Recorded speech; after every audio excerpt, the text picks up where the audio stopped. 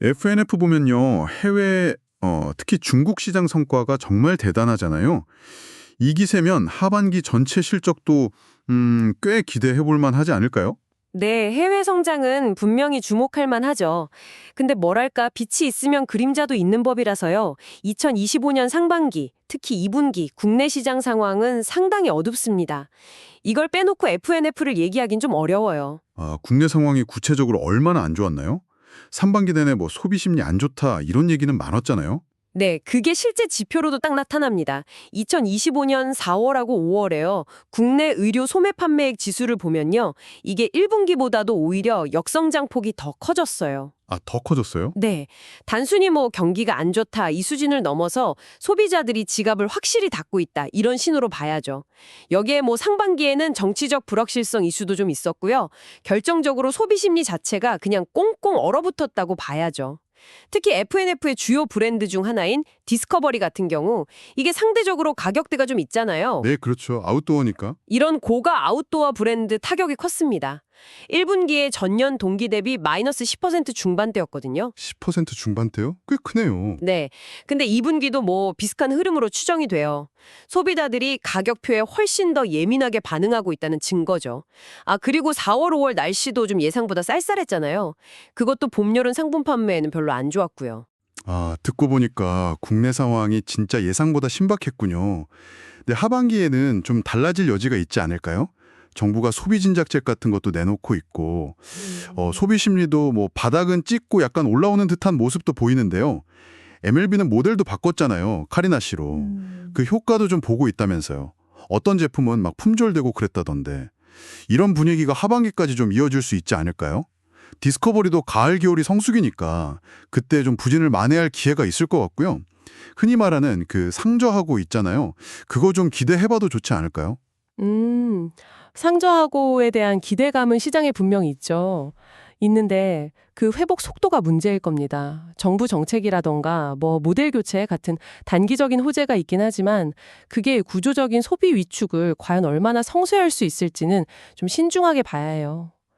이런 상황에서 해외 시장, 특히 그 중국 의존도가 점점 더 높아지는 구조는 잠재적인 위험 요인이 될 수도 있고요. 그럼 그 중국 시장 얘기를 좀 더 해볼까요? 거긴 정말 좋았잖아요. 2분기에도 성장세 계속 이어갔고 특히 그 6.1시율 쇼핑 축제 때 MLB 성과가 엄청났다고 들었어요.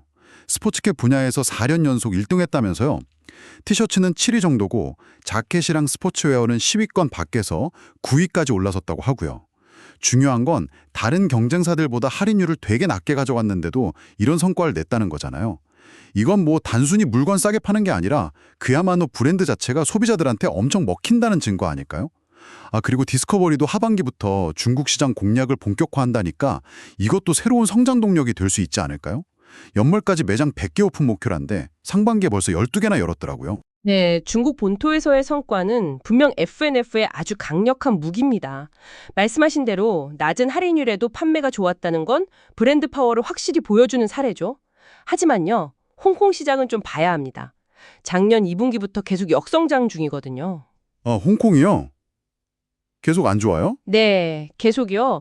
소위 말하는 중국화 영향, 그러니까 중국 본토하고 경제적으로 통합이 심화되면서 예전 같은 독립적인 쇼핑허브로서의 매력이 좀 줄어들고 있는 거죠. 소비자들이 예전만큼 홍콩에서 지갑을 안 연다는 겁니다. 면세 채널도 마찬가지예요. FNF가 전략적으로 물량을 좀 조절하면서 축소 기조를 유지하고 있거든요. 면세도요? 네. 그래서 중국행 관광객 수가 다시 늘어난다고 해도 과거처럼 면세 채널이 실적을 막 크게 끌어올리기는 어려울 수 있습니다. 결국은 중국 본토 성장에 대한 의존도가 더 커질 수밖에 없는 구조인데 이렇게 특정 지역, 그것도 특정 브랜드, MLB에 대한 집중도가 너무 높아지는 건 장기적으로 봤을 때 위험 분산 측면에서는 좀 고민해 볼 지점이에요. 디스커버리, 중국 진출이 이 의존도를 얼마나 좀 완화시켜줄 수 있을지 그게 관건이겠네요. 그렇군요. 중국 말고 다른 아시아 시장 개척도 꾸준히 하고 있지 않나요? 동남아시아 쪽 확장세가 좀 인상적이던데요? 네, 맞아요. 동남아시아는 꾸준히 매장을 늘리고 있습니다.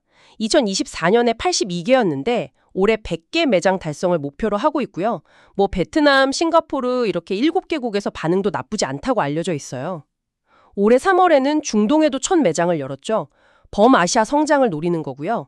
장기적으로는 그 세르지오 타키니 같은 인수한 브랜드를 통해서 포트폴리오 다각화도 준비하고 있는 모습이고요. 아, 그렇군요. 동남아나 중동 같은 신시장 개척은 좀 긍정적으로 보이는데요. 방향성 자체는 물론 긍정적이죠. 그렇지만 동남아 각국의 경제 상황이나 소비 트렌드가 다 다르잖아요. 그래서 국가별 위험 요인도 당연히 고려해야 하고요. 또 그 테일러메이드 지분 관련 결정 있잖아요. 이걸 매각할 건지 아니면 직접 경영할 건지 이것도 아직 불확실하고 추가적인 브랜드 인수 여부 같은 것도 아직 확정되지 않은 변수들이 좀 남아 있습니다. 이런 불확실성들이 투자자 입장에서는 아무래도 좀 부담 요인이 될 수 있죠. 네, 종합해보면 FNF는 지금 좀 어려운 국내 시장 환경 속에서도 중국을 중심으로 한 해외 시장에서는 아주 강력한 성장 동력을 보여주고 있다. 이렇게 정리할 수 있겠네요. 하반기에 국내 시장이 얼마나 점진적으로 회복될지, 그리고 디스커버리가 중국 시장에 성공적으로 안착할 수 있을지, 이 부분이 앞으로 주가 흐름에도 중요한 변수가 될 것 같고요. 맞습니다. 해외 성장 스토리는 여전히 유효하다고 봅니다. 하지만 국내 소비 회복의 속도와 강도, 그리고 앞서 말씀드린 중국 시장 쏠림 현상 심화나 홍콩 같은 다른 지역 부진, 이런 위험 요인을 같이 보면서 좀 균형 잡힌 시각으로 지켜봐야 할 것 같습니다. FNF가 가진 그 강력한 브랜드 파워는 분명히 큰 자산인데요.